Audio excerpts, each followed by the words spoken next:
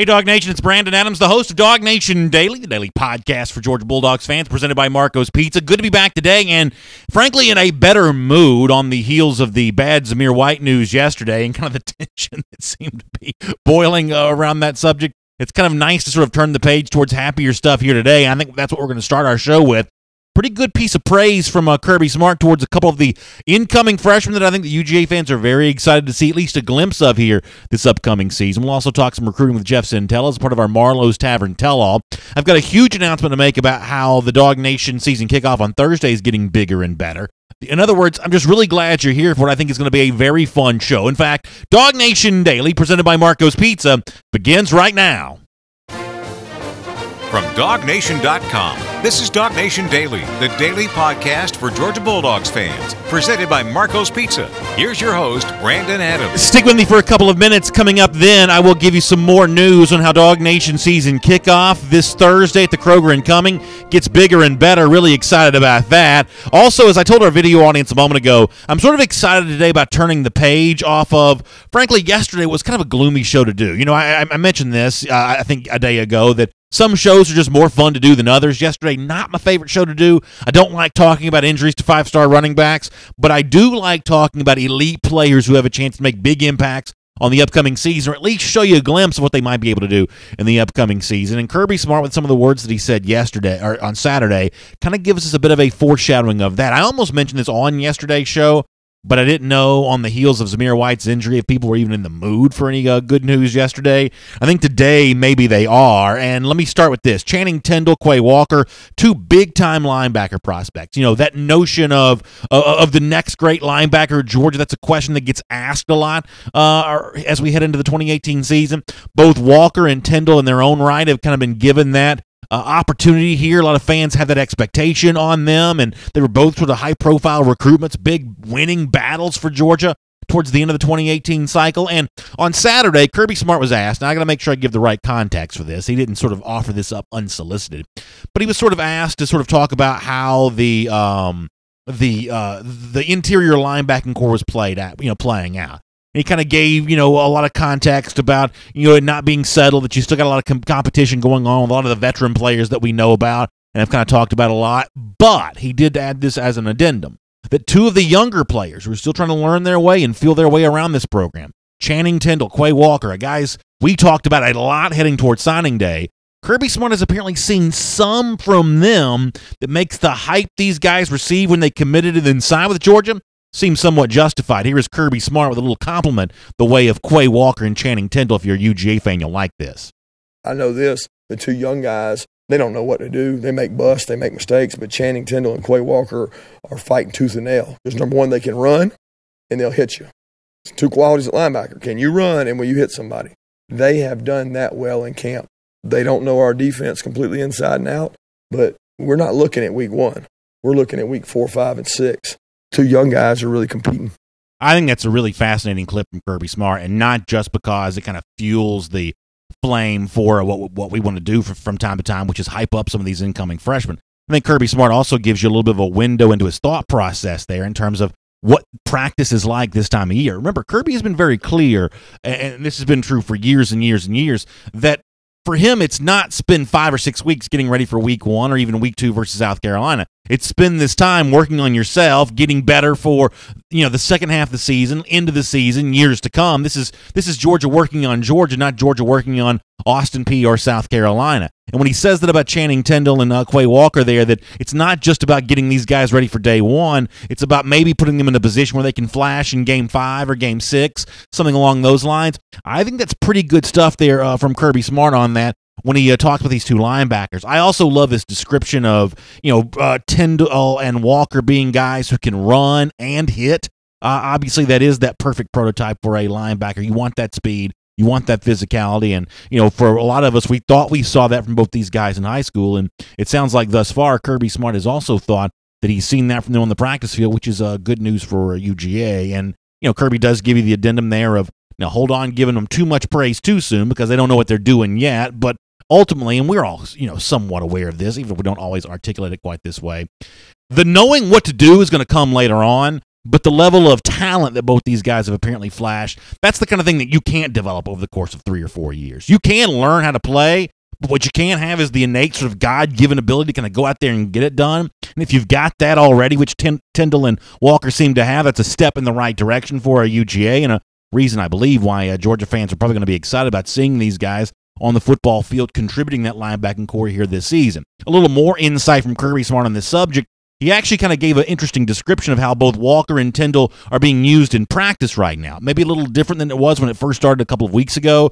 Maybe now putting them in a position where they can succeed, now that he sort of knows they may be ready to actually be on the football field. Once again, this is pretty candid from Kirby Smart and kind of a nice description of how his thought process operates as you're getting freshmen like this ready to play. Here's more from Kirby. We wouldn't put those two guys in together. You know, when you put them with a more experienced guy, they kind of complement each other. And early in camp, we made them go with each other because it forced them to talk. And now that we want to figure out who can play, we put them with the older partner to maybe make them relax a little bit, make some of the calls, and just see them play. And I think you're starting to see the results of that because they played a little better today, that they didn't have that pressure of everybody's counting on me for the call. I think that's really interesting from Kirby Smart. And as you know, there is an obvious sort of backstory to this entire topic. Focusing on Channing Tindall and focusing on Quay Walker, two elite talents coming out of Columbia, South Carolina, and Cordial, Georgia, respectively. When you look in on these guys, you have big expectations of what they might be because you know what Georgia had at linebacker a year ago. It had the 2017 Butkus Award winner, Roquan Smith, who was not just a great player, but put together one of the great highlight films that any Georgia player's probably ever done in certainly in recent memory. This was an unforgettable season for a Georgia linebacker. And I think it's only a natural tendency for some fans to wonder, okay, what's next? Who's going to be the next Roquan Smith? Kirby Smart's fielded that question a million times over the course of the offseason. Was very blunt about this coming up earlier in the summer. When you look at 2018, there actually probably isn't a next Roquan Smith for this team this year, but it doesn't mean there won't be one eventually. Here's interesting stuff from Kirby Smart on replacing Roquan Smith, which is incredibly relevant when you talk about Channing Tindall and Quay Walker. More from Kirby. I think the identity is created by the people in the room. He's obviously not in the room. But I try not to look at plays because you can't live in the past. I mean, there's a bunch of plays out there that he'd have made that nobody's made because there's nobody that's Roquan. They're different. You know what I mean? So we're not going to have a guy that's a first-round pick at inside backer. That's just not going to happen for us this year. But we got a lot of other guys around him that are experienced. So we're not really dwelling in what Roquan would have done on that play. We can't live in that world. So I think it's really interesting from Kirby Smart. And there are two words in that entire clip that stand out to me more so than the rest. He says, we're not going to have a first-round draft pick at inside linebacker this year. And I think that's an important caveat for this, that when you want to think about the biggest impact for Georgia in the linebacking core for this season, it probably is veterans, guys that have been there for a while, either guys who've been there, like Tay Crowder, who may be in the mix here, Jawan Taylor, who seems to be kind of in the conversation a bit right now, Monty Rice, who I think I have high expectations for. If you're looking for contributions for this year's team, not the Roquan Smith level, but at a acceptable level for Georgia, it's probably names like the one that I just mentioned. But the pathway towards being a first-round pick eventually, which Channing Tindall and Quay Walker both might accomplish before their Georgia career is done, that pathway starts right now. I mean, go back and look at Roquan Smith when he was a freshman at UGA. At that point in time, he wasn't making the same kind of impact in 2015 that he made in his final season at Georgia in 2017. But you don't get Roquan Smith in 2017 unless it starts in 2015, and that's what Kirby Smart's working on right now, apparently with both Tindall and Walker setting the foundation that could lead to great success in the future. Now, what was fun for me, and frankly one of the most fun moments I've had as the host here of DawgNation Daily, presented by Marco's Pizza, is to talk to Roquan Smith about this very subject. He joined us back in March before DawgNation Appreciation. I sort of asked him, hey, for these linebackers like Channing Tindall, like Quay Walker, who do aspire to be the next Roquan Smith, which is a heck of a lot to live up to, what would your advice be to them towards doing that? Well, think about the compliments that Kirby Smart just gave Channing Tindall and Quay Walker. Still big shoes to fill when it comes to Roquan Smith for both those guys over the next 3 years. But here's how Roquan Smith says guys like this should go about trying to fulfill the legacy that he leaves behind at Georgia. Here's Roquan. The only thing I would say is just try your best in everything that you do. Don't take anything for granted and, take advantage of every opportunity because not the next one is never promised and you never know what's in store for you. So just always make the best of everything. Don't take anything for learn everything you can while you can. Take advantage of every opportunity, Roquan Smith says. And it sounds like right now Channing Tindall and Quay Walker have been given an opportunity. Kirby Smart noticing the effort they're putting forth to practice, maybe looking to find a role for them at some point in time during their freshman season at UGA. Roquan says step up and take advantage of that. My guess is Channing Tindall and Quay Walker are listening closely and will do exactly that if they get a chance to play here this season. My name is Brandon Adams. This is DawgNation Daily, the daily podcast for Georgia Bulldogs fans, presented by Marco's Pizza. Thanks for being with us live on video, 10 a.m., DawgNation Facebook, DawgNation YouTube, and the DawgNation Twitter feed. On the radio at noon on Athens Sports Radio 960 The Ref. We love being on the radio there in the Classic City. In podcast form, Apple Podcasts, the Google Podcast player for the Android devices, SoundCloud, the world-famous DawgNation.com. Thanks so much for being with DawgNation Daily, presented by Marco's Pizza here today. And thank you to Marco's Pizza for making it all possible. And I continue to hear from so many of you on social media who've shown your support for Marco's Pizza. I really appreciate that. That is an incredibly nice gesture on your part, because obviously us delivering this show to you every day is made possible because so many of you allow Marco's Pizza to deliver pizza to you, and not just any pizza, authentic Italian quality pizza. And right now, you can get a great everyday offer. No special promo code to remember, no coupon to clip. This is just the everyday offer and everyday value from Marco's. 2 medium, 2-topping pizzas for just $6.99 each. It's every store, every day, the Italian way. You can get it at marcos.com. Take advantage of that. And of course, we love Marco's Pizza around my house and around the DawgNation World Headquarters studios. We're just really, really proud to have Marco's Pizza part of a DawgNation Daily each and every day. Later on, it's Jeff Sintel. That's about, 4 minutes from right now. We'll talk to Jeff Sintel. A lot of recruiting stuff to get into with Jeff. It was the debut of the 2018 high school football season around the South a bit on the weekend, at least a lot of the teams playing. Jeff's got some interesting insight on some of what he saw this weekend. We'll get that from Jeff. Also, could we be on the doorstep of a major announcement from a 2020 recruit? Jeff will tell you more about that coming up in a minute as well. I've also, as promised, coming up in just a minute or two, I've got a pretty big announcement for how DawgNation season kickoff this Thursday at the Kroger in Cumming is going to get bigger and better. I'll tell you about that. Before that, though, let me do more on the scrimmage from Saturday. And I mentioned this to Chip Towers yesterday, that I find it to be interesting, and maybe I'm reading too much into this. I'm guilty of that from time to time. But I find it to be interesting that when Kirby Smart talks about his quarterback so far this summer, it seems that these guys become lumped together in every comment. When it's for the good, hey, both these guys did this, both these guys did that. 2 Saturdays ago was both these guys had command and control of the huddle, not separating from Fields, but sort of lumping them together with compliments. On Saturday, maybe an example of that for the negative, apparently Kirby Smart a little unhappy, a little dissatisfied with what he saw once again from both his quarterbacks, Jake Fromm and Justin Fields. And Kirby goes into a little bit of detail about what it was he was hoping to see and what it was that he did not see from his 2 highly regarded quarterbacks. Here's Kirby once again from Saturday. I was not real pleased with either guy. I didn't think either one of the guys played exceptionally well today. And maybe we put too much on them. Maybe we asked too much of them today because we didn't go out there and 3 yards cloud of dust. We said, let's open it up a little bit. Let's throw it around a little bit and see how we do. And I didn't think that was great. Up to this point in camp, they've both been really competitive, good leaders. They both have good charisma. Huddle communication's been good. On the field's been good.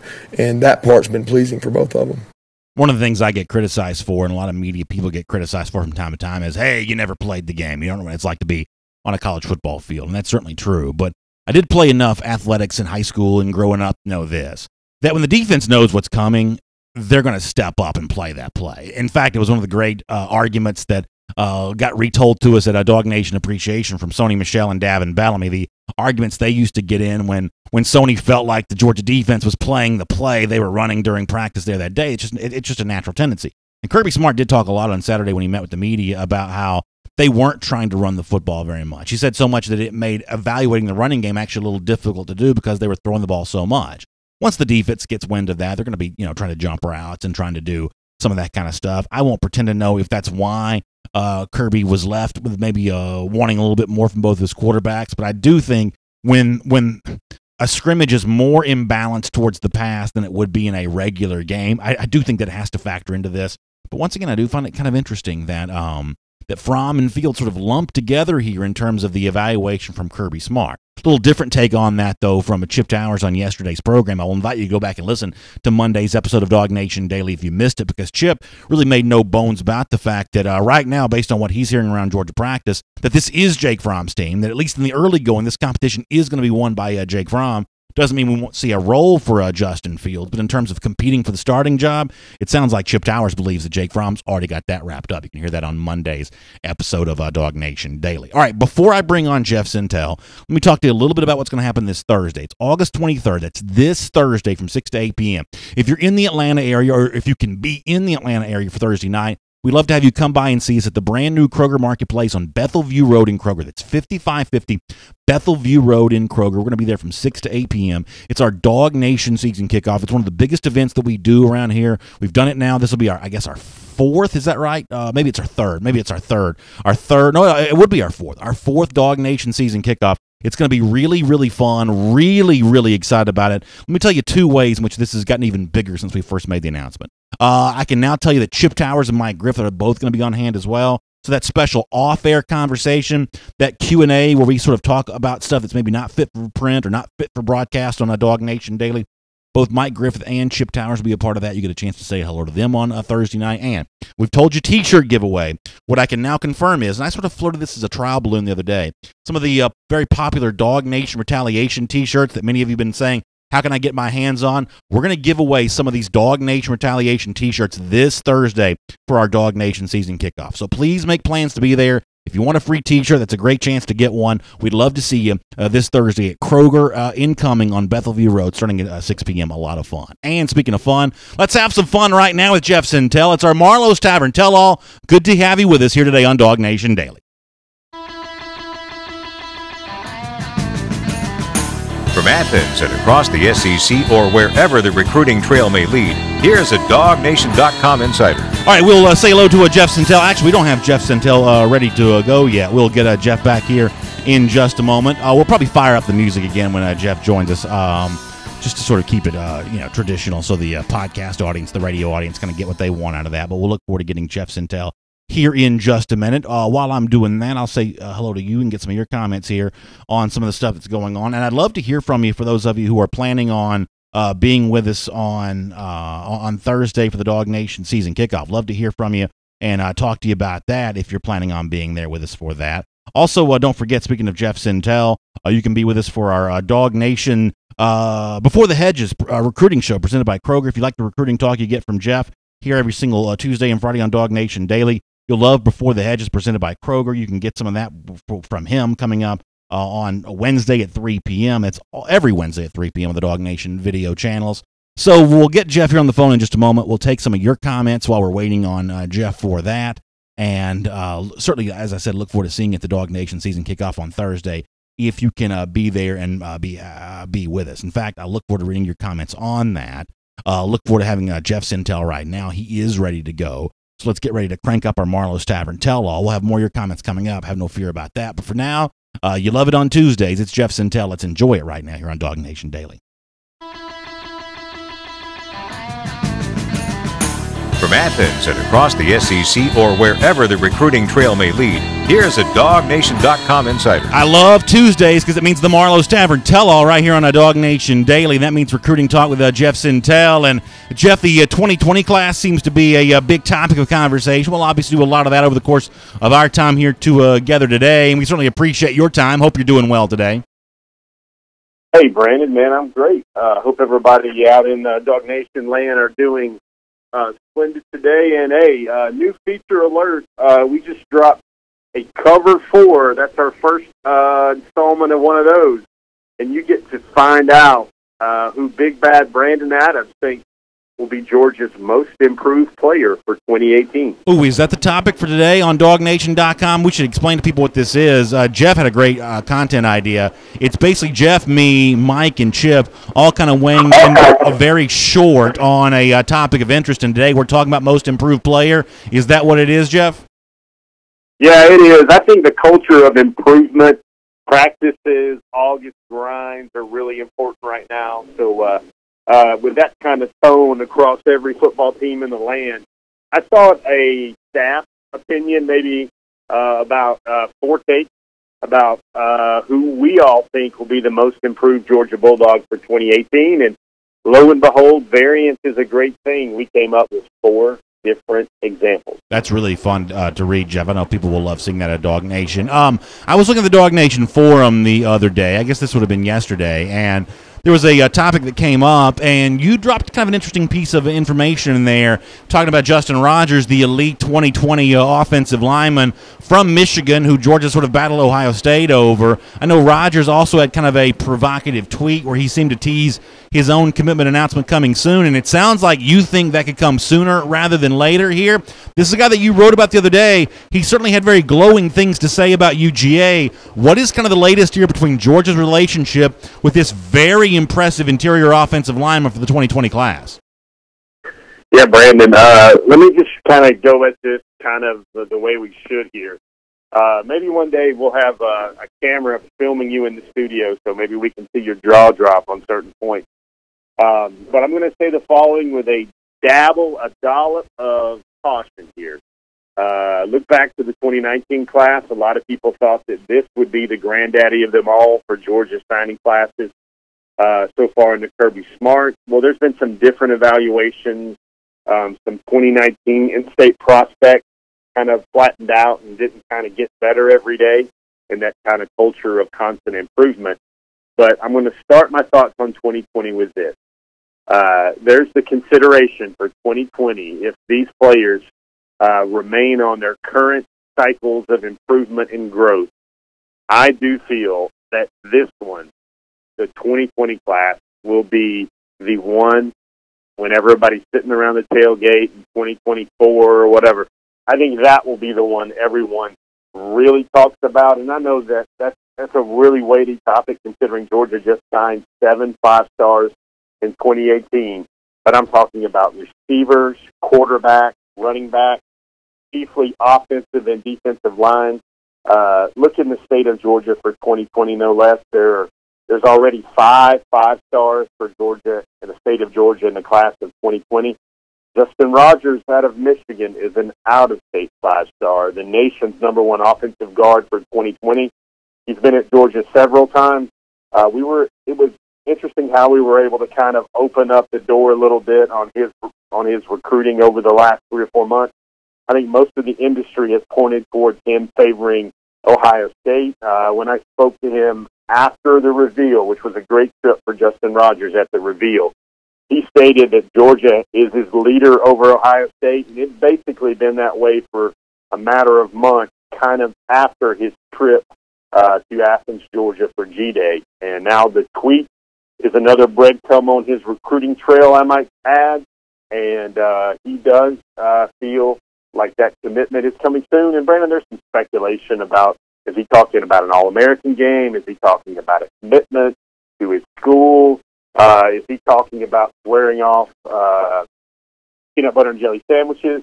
I think that his commitment to a football program is what he is talking about there. And we also have to be clear, too. We've seen some of these guys announce commitments to high schools recently. We got to make sure it's not that, too, for Justin Rogers, right? Yeah, I mean, anything can happen these days. I mean, I know it would be kind of the 17, 18-year-old move for someone to say commitment coming soon, and then they make a commitment to play a 5 technique in the team's new front or whatever. But I think this is a case here where Justin Rogers seems to be aligning himself towards a certain program with still a lot of time to go in his recruiting decision. I want to talk to you about that some more and kind of follow up on that. Before I do, let me remind folks that if you want to become a Marlowe's Insider, and that's the best way to find out about all the things going on at the Marlowe's closest to you, simply text the word Marlowe's, that's M-A-R-L-O-W-S, no apostrophe for this, to the number 24242. You can become a Marlowe's Insider. Special offers like the free burger they gave out on the 4th of July, or special events like the ones that DawgNation is going to be doing coming up this football season. You can find out about all result of that by becoming a Marlows insider. Text the word Marlows to MARLOWS. To follow up on Justin Rogers, Jeff, here for a moment, if he were to eventually commit to Georgia, whenever it would happen, in a roundabout way, this is one of the most amazing recruiting wins I think Georgia would have been able to get. Sam Pittman in particular here, who's had such great success with offensive linemen. If Rogers comes, this is Georgia kind of crossing a frontier into a region of the country that, frankly, about the only thing the Midwest may do better than the Southeast when it comes to producing football players might be offensive linemen. To say that now Georgia got that pipeline into Ohio State territory to pull offensive linemen that are geographically closer to Columbus than they are to Athens, Georgia. Jeff, in a way, that would be one of the most amazing pulls that Sam Pittman's provided if Justin Rogers were to eventually commit to Georgia. Do you agree with that? Well, yeah. I mean, I guess the only thing left for that man is for him to pull an Eskimo out of Alaska, or maybe a wide receiver prospect out of Brazil who's 6'8" and runs a 4.3. I mean, that's the only landmarks left. I mean, Brandon, maybe we need to get you in that little cozy DawgNation studio, one of those maps that people travel around, and you can put pins on where, most people use it. You can put pins on where they've been, but maybe you could put pins where Georgia has pulled a 5-star from an unlikely spot out of. And I mean, you start looking at New York, you start looking at North Carolina, you start looking at Pennsylvania, you start looking at Louisiana. Justin Rogers would be Michigan. Luke Ford wasn't a 5-star out in Illinois, but that was an interesting pull nonetheless. They're starting to mark off territories, kind of like Lewis and Clark in the westward expansion. Yeah, I grew up, Jeff, with Where in the World is Carmen Sandiego. Maybe we can get like an a cappella group to sing in here. We can put the map up here. We can sort of chart Dale McGee in Louisiana, Sam Pittman in Michigan. I like the idea of sort of putting the push pins there on the map for that. We can learn a little geography while we celebrate Georgia football here. Yeah, don't forget, there's a potential 5-star in Maryland in Brian Brzee. That's true.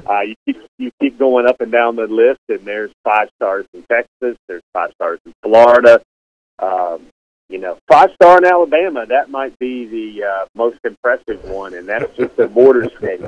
And that, to me, pulling a 5-star out of Alabama that Auburn and Alabama want, to me, seems like even more of those plates on the bar than pulling a 5-star out of the state of Michigan. Yeah, at that point in time, you're sort of at the bald bull level and Mike Tyson's Punch-Out, I guess. You're sort of getting to Tyson himself at that level of the game once you start pulling that from from the state of Alabama. All right, you mentioned a moment ago the 2020 class looking pretty impressive around the state of Georgia, and one of the names that you or one of the positions that you mentioned contributing to that here as a part of our Marlowe's Tavern Tell-All was defensive line. In particular, one of the names that comes to mind for me on this is Miles Murphy. You had a chance to see as a part of the Corky Kell Classic here this weekend, talking a lot about kind of what he brings to the table here, and this is a unique skill set, and it seems like, based on your reporting, this skill set has been definitely noticed by the University of Georgia here, right? Yeah, Brandon, I try to have fun with Monday's blog, where maybe I've been watching too many Quentin Tarantino movies lately, but I had a reference to a line from the Leonardo DiCaprio, Jamie Foxx movie, Django Unchained, where it was sort of like Miles Murphy, and he was a 5-star, and he already had Georgia's curiosity, but now you wonder how in the world can a 5-star defensive line prospect from Marietta impress the Bulldogs even further. Well, Mr. Murphy got Georgia's, I guess, undivided attention when he went to camp this summer, and he clocked a 4.6 at 255 pounds in the 40, and Georgia's wheels started spinning a little bit there, and they thought, maybe he's not a 3 technique or a 4 technique anymore. Maybe he's that outside linebacker jack in the Britton Cox mold, and that's what Georgia really learned from that Auburn game. The recruits, especially Britton Cox, started hearing that after the Auburn loss last year, where Georgia needed an athletic guy that can affect the quarterback on every down, but at the same time have a big enough body to kind of surf through all the bodies and hold up in the run game in the mighty SEC as well. And Miles Murphy, when you're clocking 4.6s, that attracts attention. And one other note that I thought was very interesting, Trey Scott is his position recruiter, but his area recruiter would be one Dell McGee, the widely respected running back coach for the University of Georgia. And to flesh out my final Quentin Tarantino reference of the day, that would probably be referred to as the wolf of the Georgia recruiting staff in the very least. Well, speaking of Dale McGee, it sounds like McGee's got another battle on his hand, although I guess he's probably the point spread favorite to win it. I saw where you had a note in one of your recent intels from my buddy Sam Spiegelman on the LSU recruiting scene that it sounds like LSU has sort of turned up the heat a bit on John Emery Jr., the five-star running back who's now committed to Georgia. It seems like post-commitment LSU sort of decided to get more involved here. I don't know why in the world they would have waited until now to kind of put their full-court press on, but it sounds like, according to Sam, that's what they're doing. Any reason for Georgia fans to be concerned here? Well, I would say that's a curious decision to start recruiting five stars in your backyard when they already commit to another SEC school. That is a very, very, very curious decision. It would be like Georgia waiting on Miles Murphy to commit somewhere and then sending Dale McGee out after him. Or waiting on Deshaun Watson until it was too late, too, I guess is a fair comparison there, too, Jeff, if you don't mind me saying. Fair comparison. I would agree with that. But that was a different time for Georgia football and Georgia recruiting. And I think Emery's comments to the new Rivals site, one of our good friends, former Cox Media Group colleague Sam Spiegelman, was basically locked into Georgia right now, not really sure about whether he's going to take officials or not. LSU has turned up the volume a little bit there on his recruiting, which, again, I find very interesting. And I'm going to just call that, again, a curious decision. I think, Brandon, that's a nice way in the world when you call a decision a curious decision. It's kind of like, what in the blue blazes were they thinking type of comment right there. But I would say this, the family, the fit, everything around Georgia is still great for John Emery Jr., and he says right now he's locked into Georgia at this time. It's our Marlowe's Tavern Tell-Out with Jeff Sintel here on DawgNation Daily, and we're doing something great at Marlowe's tomorrow. I can't really tell you about this yet because it's not a public thing, but you'll see some of this coming up in the future. I think it's going to be really fun. For now, though, what you do need to know about Marlowe's is you can find out about big events or special offers by becoming a Marlowe's Insider. Text the word Marlowe's, M-A-R-L-O-W-S, to 24242. You can become a Marlowe's Insider today. Jeff and I are huge fans of Marlowe's, of course. And, of course, Jeff, when you talk about fandom, Georgia fans love the two wide receiver commits for the class of 2019. Dominic Blaylock, Jaden Hazelwood, among some of the most popular guys when it comes to recent Georgia signees or current Georgia commits. And we sort of saw flashes from both these guys this weekend. Blaylock had the 3 touchdowns in the high-profile game at the Mercedes-Benz Dome over the weekend. Jaden Hazelwood had the cool highlight against T.L. Hanna in kind of an impressive debut for his senior season there. And I know there was a post at the forum at forum.dawgnation.com about how these two guys compare to each other. Obviously, Hazelwood gets the most attention, and I've told you privately that Hazelwood's the UGA recruit that I've probably been the most excited about in the last couple of years, really at any possible position. But when you compare Hazelwood to Blaylock, is it fair to say we don't talk enough about Dominic Blaylock? Yeah, I mean, it's just the nature of things, Brandon. I mean, maybe we need to have an obligatory 5-star commit appreciation thread or moment in our show every 2 weeks, so we just remind you. Maybe you can flash some pictures of, by the way, let's have a moment of silence for Georgia's 2 5-star, a moment of appreciation maybe for Georgia's 2 5-star receiver commitments, because it's one of those things where a commitment in hand is now, it should be worth 2 in the bush, but maybe 2. Everybody puts the focus now on the next one and the next recruit. I'm going to tell you what, that was very fitting for A.J. Green to go to the stadium, the football program where A.J. Green starred in Summerville High School in South Carolina. And Jaden Hazelwood, where you hear a lot of player parallels and a lot of Georgia faithful hope that he can play like A.J. Green for the Bulldogs one day. He went to Summerville, South Carolina, and produced some of the finest highlights of his high school career. I think we tweeted out a video that I guess fit the definition of viral. We tweeted out video late Saturday night of one of his touchdowns where he catches a simple kind of stop route and then basically breaks tackles like it's Little Giants or something like that, part 2. And he goes in the end zone, and I think that thing accumulated 40,000 page views or 40,000 views on Twitter quite rapidly. All right, let me finish up with this, Jeff. A couple questions about current Georgia Bulldogs that you covered very closely over the last couple of years. We haven't talked publicly about the Zamir White injury that goes down on Saturday.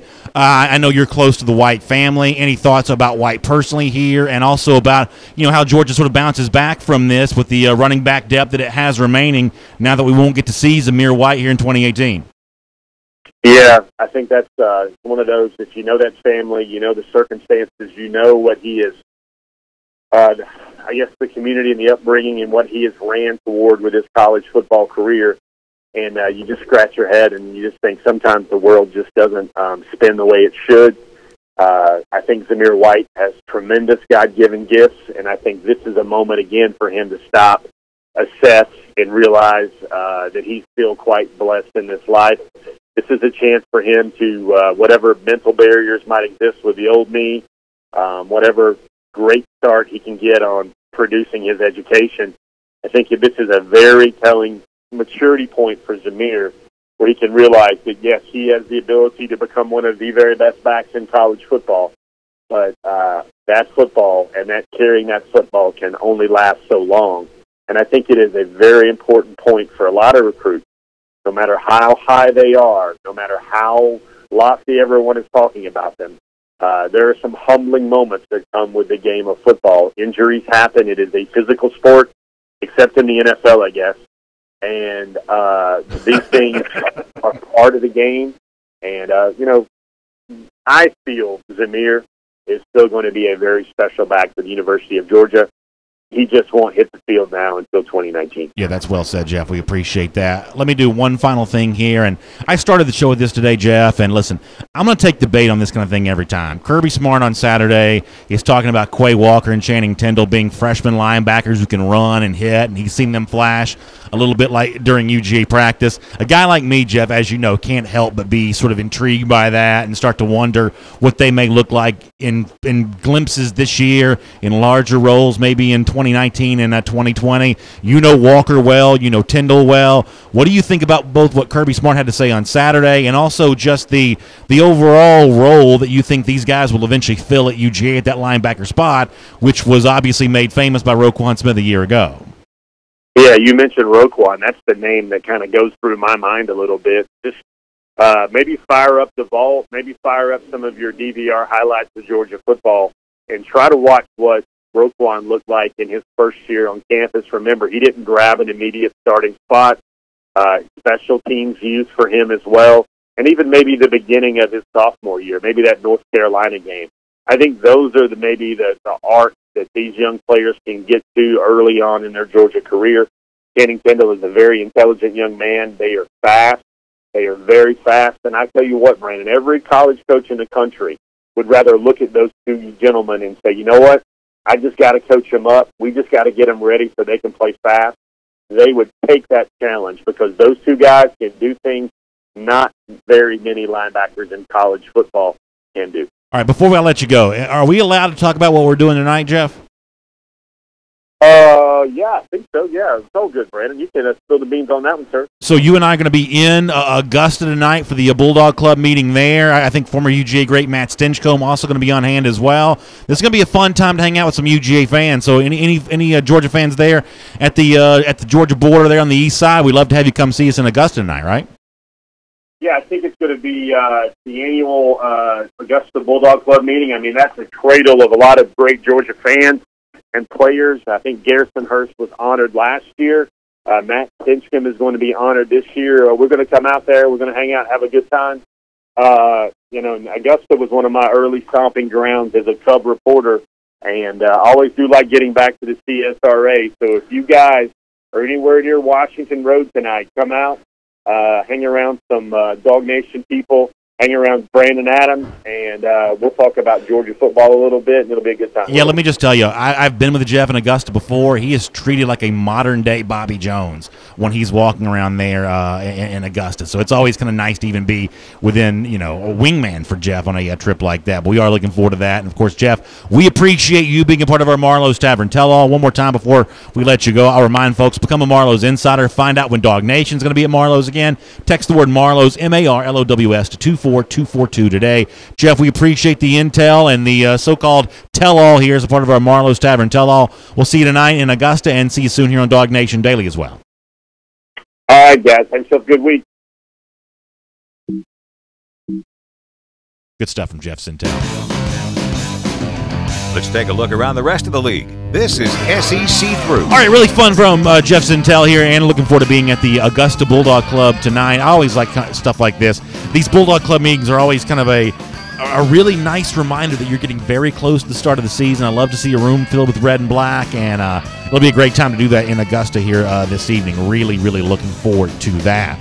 Let me shift gears here away from Georgia for a brief moment, do our SEC through with some news around the SEC. It also includes Georgia, I guess, a bit here as well.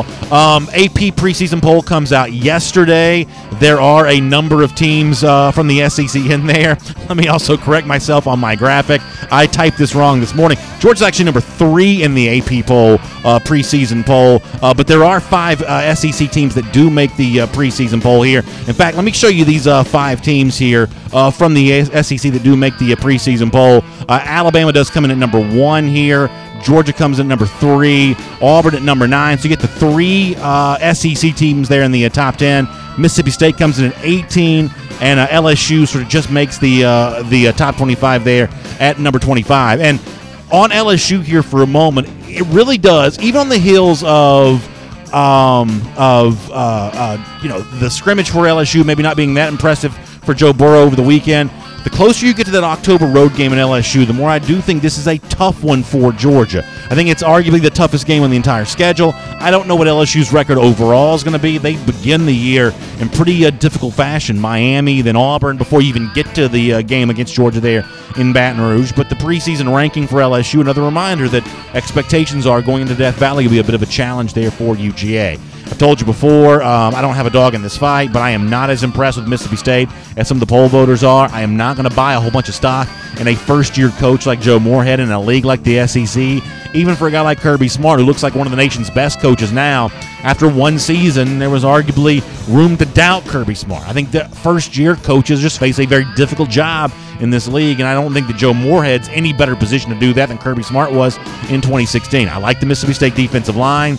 I like Fitzgerald at least enough, I guess, but this is not a top 25 team there in my book. Alabama seems about right for right now, although I think that Georgia may have something to say about that before the year's done. Auburn is a top 10 team, I think is a correct decision. The big miss here, though, for the AP poll, and I think the coaches poll is much the same way, not having South Carolina ranked in the preseason poll, I think is a huge mistake. And if you look in that sort of category of others receiving votes, you know, South Carolina is essentially lumped in the same category with a team like Florida. Now, I realize that my credibility on subjects like this is totally shot. I've talked about being a Gator hater so much that now people think that, you know, I can't see clearly when it comes to Florida. But on this point, I believe I am 100% level-headed. Florida this season is not going to be any good. And South Carolina, I believe, even though the overall, you know, from a recruiting standpoint, the composite talent level may not be quite as high as it is for Florida, in key spots, South Carolina is just better. Way better at quarterback. With all due respect to Florida's wide receivers, including Van Jefferson, who just became eligible on the transfer from Ole Miss, the South Carolina wide receivers with Brian Edwards and Deebo Samuel are better. I know they have to replace Hayden Hurst, but, you know, from a preseason standpoint, not to be a top 25 team, I think it's a big miss for both the reporters who vote in the AP poll, the coaches who vote in the coaches poll. I'm not telling you that South Carolina is a threat in the East. I don't believe they are. But I do believe they're head and shoulders over every other team in this division beyond Georgia. And that's probably worth being in the top 25. The Gamecocks fans probably upset about this ranking. I think they probably should be. Other news here. Speaking of the SEC East, how about Georgia rival Tennessee, who made kind of an interesting decision here recently. Jeremy Pruitt has brought on Shelton Felton as an analyst. Felton is a name you may remember, the former head coach at Crisp County. Now, Felton is also a bit of a controversial figure in some Georgia circles because there was the rumor back when Marcavius Big Cat Bryant signed with Auburn that Felton was going to join the Auburn staff in that same year. And was sort of positioned as Auburn pulling out all the stops to bring in Bryant. They're even going to hire the high school coach to get that done. You know, listen, I love sort of, you know, poking at Auburn as much as anybody does. I think at the time, though, there was maybe a bit of a mischaracterization about Felton here.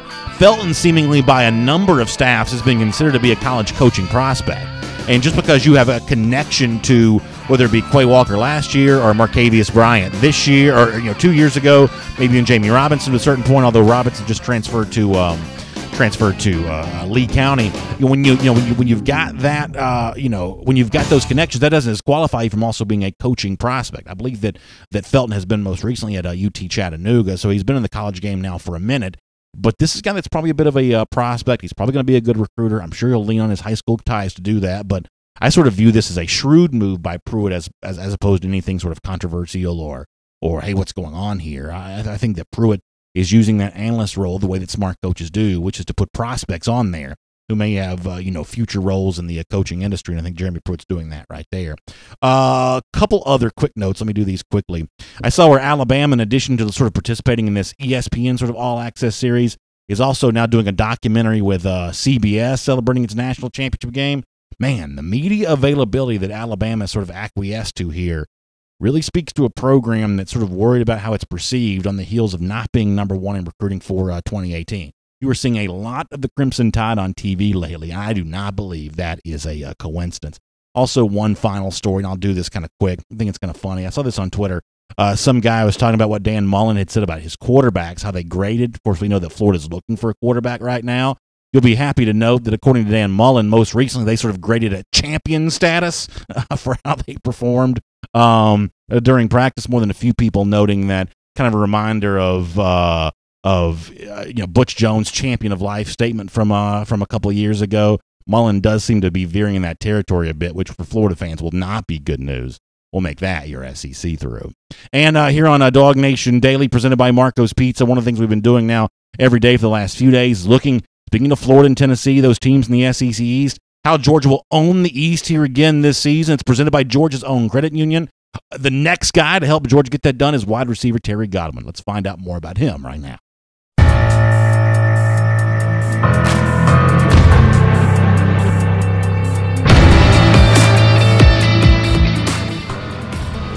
Georgia's own credit union presents Own the East, and a look at the names to know as Georgia tries to get back on top of the division once again for 2018. Hello everybody, I'm Brandon Adams. Along with DawgNation's Chip Towers, let's take a look at Georgia wide receiver Terry Godwin, a guy that in 2016 may have spent some time in Kirby Smart's doghouse, but made a big name for himself in 2017 and could be the go-to target for Georgia quarterback Jake Fromm here in 2018. Yeah, I would say he probably will be, certainly out of the box. Lil T, as they call him down there in LaGrange. Not so little anymore. He's a lot bigger, certainly, than he was when he came here as a freshman, and he's certainly bigger on the national scene and in the SEC. Everybody remembers the unbelievable catch he made against Notre Dame, which actually won national awards for Catch of the Year, and was really incredible. He does that by routine, according to everybody on the team, in practice all the time. Unbelievable hands. In fact, he probably doesn't get the credit that he should. Pro Football Focus recognized him as having the highest QBR for a returning receiver in America this year. That means that when he was targeted, good things usually happen. Started with 1, he caught it. 2, there's usually a first down, or 3, he scored with the football. People wonder if Georgia has a go-to receiver. I think they have one in Terry Godwin. In addition to being a go-to receiver, the other thing that Godwin's been praised for by Kirby Smart is being a leader. Smart has described Godwin as having been instrumental in the transition from Nicole Hardman at the wide receiver position, and as Georgia gets a few more receivers worked into the fold for 2018, my guess is they're leaning on Godwin once again to get a little tutoring here. Well, they are, and you got to think about it. I mean, by personality, Terry Godwin has always been kind of a quiet guy who let his actions speak for themselves, and they certainly have. But Kirby Smart wants him to be more outspoken, and you can really see that coming through him. And they need him to. That's a big wide receiver core, even though it's not a who's who in wide receivers right now. Georgia has been recruiting hard at that position and needs a lot of guys to come through, and they're looking to Terry Godwin and Nicole Hardman to some degree to lead that group. Godwin and Hardman, both former 5-star prospects coming out of high school, a part of a wide receiver core that could help Georgia own the East here this season. Own the East is brought to you by Georgia's own credit union and Georgia's own Visa Signature Card, which gives 1.25 points for each dollar charged and can be redeemed for cashback, gift cards, travel, merchandise, and more. Check out georgiasown.org for more details.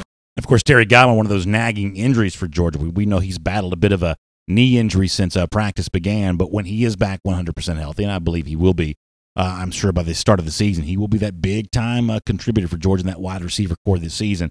Not just a guy on the field, but also a guy whose leadership's been helpful off the field, tutoring Demetrius Robertson as he gets acclimated to the SEC and working a lot with McCole Hardman before last season. That's a big part of who Terry Godwin is for Georgia and why he will help potentially Georgia own the East here in 2018. All right, as we get ready to wrap up here, before we do our Gator Hater Countdown, for those of you watching on video, you may have noticed I had put the wrong ranking for Georgia in the AP poll a moment ago, but how quickly Michael Carvel, our producers on the other side of the glass over here, had that change to the right number right away.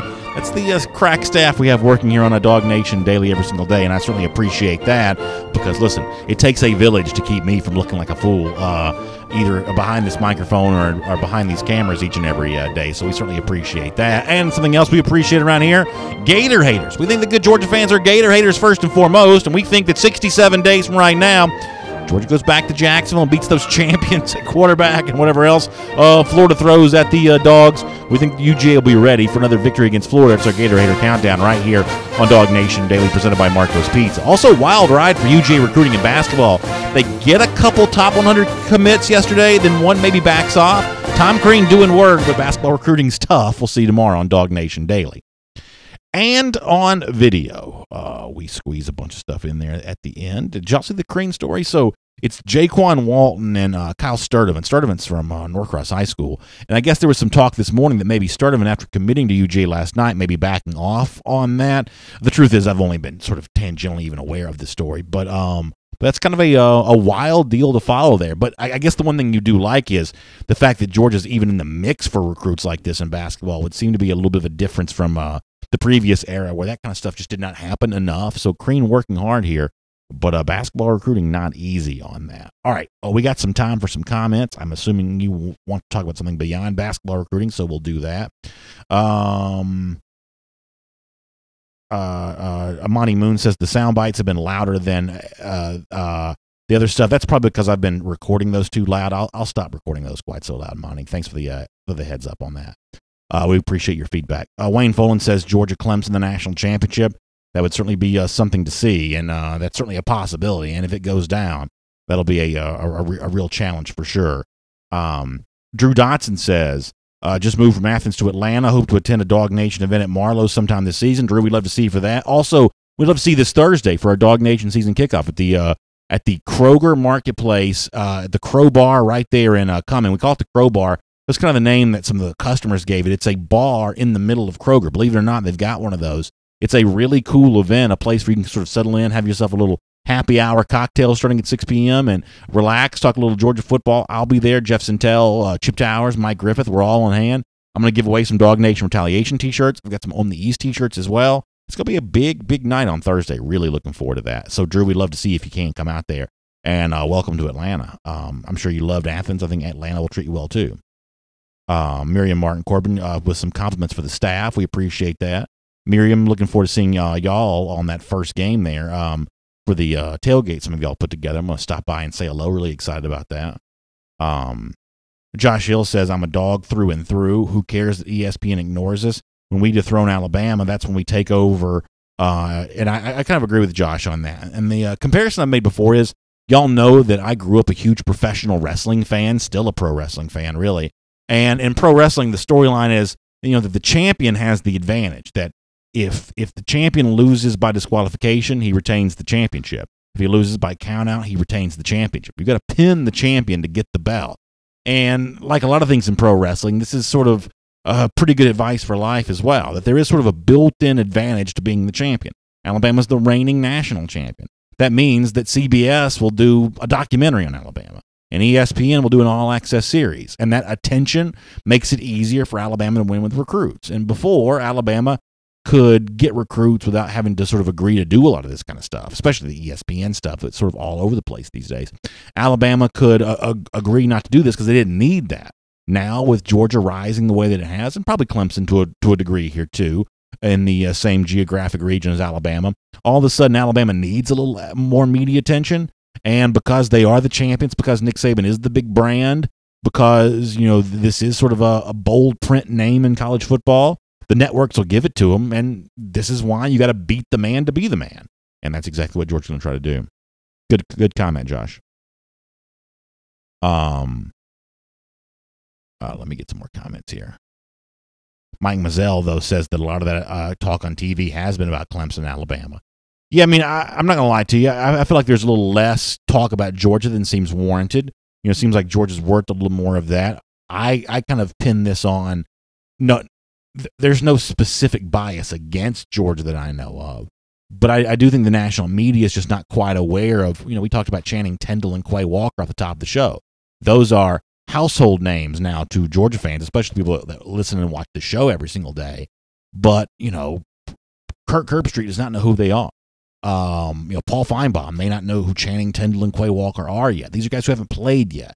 And Georgia's got a lot of examples of that, of freshman players who may be very good. And some of these guys, rising sophomores. Isaiah Wilson may be an elite level right tackle, but, just because he was a 5-star prospect doesn't mean that Reese Davis and, a lot of these people know who this is as of yet. There are a lot of Georgia players who can get very famous very fast once the national media sort of catches up on kind of who they are there. Let me go over to YouTube for a minute. We'll come back over to Facebook after that. Over here on the YouTube page, and of course, we always appreciate folks checking in with us on YouTube each and every day.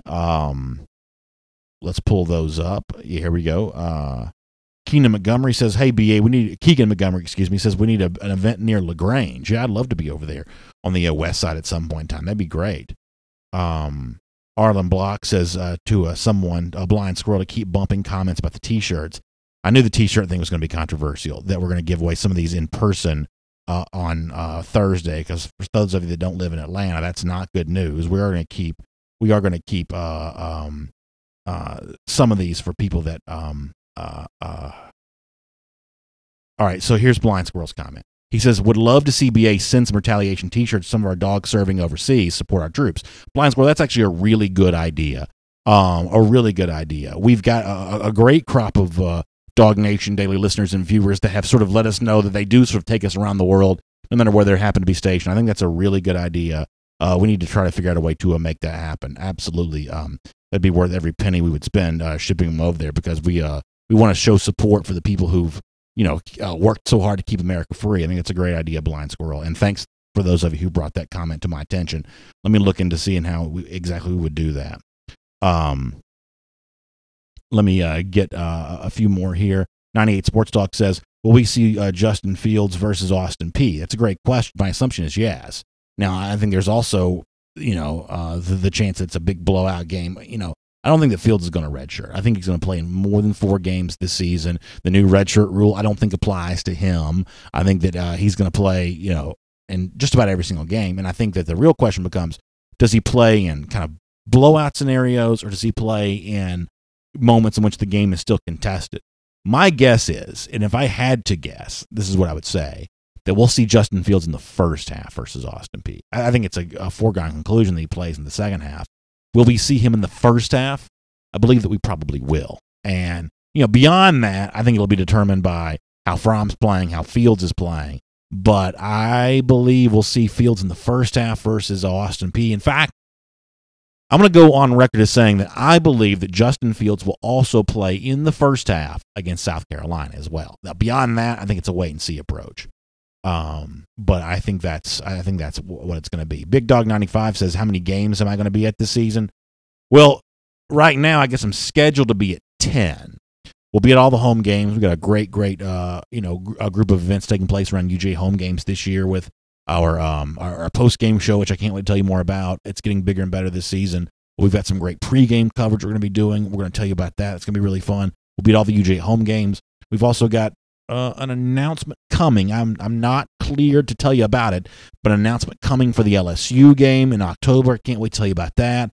Obviously, we're going to be all over the cocktail party in October, and really looking forward to bringing you live coverage both pre and post game in Columbia for the South Carolina game on September 8th. So DawgNation will be all over the place.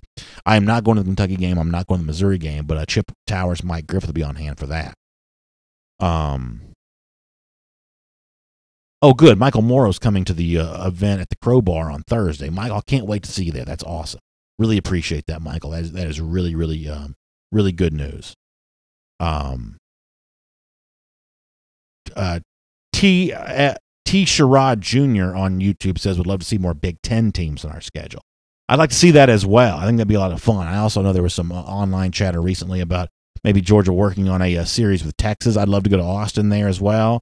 Yeah, I think that'd be really fun. Scott Harris, and I noticed this too, on our Facebook, DawgNation Facebook page, we got a new photo up, a new profile, like, what do you call that, a banner photo? It's Mike Griffith, me, Jeff Sentell, Chip Towers. Kind of a nice photo. I was pretty pleased with that. Monty Moon says we should have a corn dog theme show before the LSU game. I think that's really funny. That's a good line, Monty. Appreciate that. John William Adams says, save me a spot on the Baton Rouge Express. We'll do our best on that one. We'll do our best. David Hemansky talking about the Urban Meyer situation. I know that I guess some of the recent chatter about that had been that maybe it was going to be more along the lines of a suspension instead of a firing for Urban Meyer. I saw where somebody had tweeted out something about Urban Meyer, and I have no idea if this is true, that he was even pushing back on the notion of being suspended, that he was looking to try to leverage some of his authority to maybe not be even suspended. There's been some talk on Twitter about that. As I said, I can not confirm if that's even true or not. But obviously, the question that the commenter asks is a fair one. Even if there's no, justifiable cause to fire Meyer, or if Ohio State just chooses not to, does it now make recruiting more difficult? And that's obviously a relevant question for Georgia, for one of the names we mentioned during our Marlowe's Tavern tell-all earlier, Justin Rogers from Michigan, thought to at one point in time be an Ohio State lean. Georgia made a strong push for a Rogers even before. Now with the uncertain status, or maybe a sort of unseemly behavior of Meyer and some of the Ohio State coaches, does this make recruiting more difficult? I think that's a very fair question to ask. So Santiago D. Arn asks a really good question. He says, BA, where did you buy the Gator Hater sign for Eddie? Can we buy one? All right. So here's the story on the Gator Hater sign that Eddie is holding. This is a bit of ingenuity on my part. For Christmas, my lovely wife, who is always so kind and generous, she gave me a deck of Gator Hater playing cards. Somehow she took the Gator Hater logo, and I'm sure it was on Etsy or something like that, and had them turned into a set of playing cards. So the sign, I probably shouldn't even tell this because it's going to sort of, I guess, diminish the overall appeal here. But the sign that Eddie is holding, the Gatorade sign, is actually the Joker from the deck of Gatorade playing cards that my wife gave me for Christmas. Now, we have talked about doing like a Gatorade sticker or something like that people could sort of put on their laptops, things like that if they wanted to.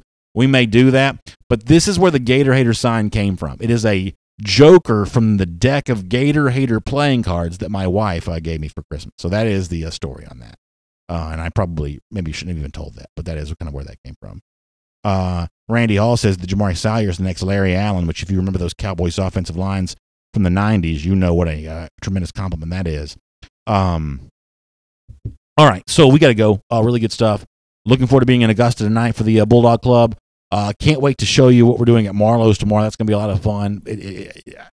I can't tell you about it now just because a lot of stuff I'm just not authorized to say. But we got some great stuff coming down the pipe when it comes to DawgNation here very soon to come. And the big thing to know is on Thursday, 6 p.m. at the Kroger Marketplace there on Bethelview Road, and the Crow Bar there, the bar right there in the middle of the brand new Kroger. We'll look forward to seeing you there with all the faces you've come to know and love from DawgNation, starting at 6 p.m. for our DawgNation season kickoff. Really excited about that. I will see you tomorrow at 10 a.m. for DawgNation Daily Live. The podcast for this show will be posted here in just a couple moments. Also tomorrow, don't forget, that's Wednesday, which at 3 p.m. means the return of Before the Hedges, a little recruiting talk with Jeff Sentell. Listen, it's going to be busy. We're looking forward to it. A lot of fun, but it would not be possible if it wasn't for you. Thanks for being out there for us. We appreciate your support. See you tomorrow right here on DawgNation Daily Live, presented by Marco's Pizza.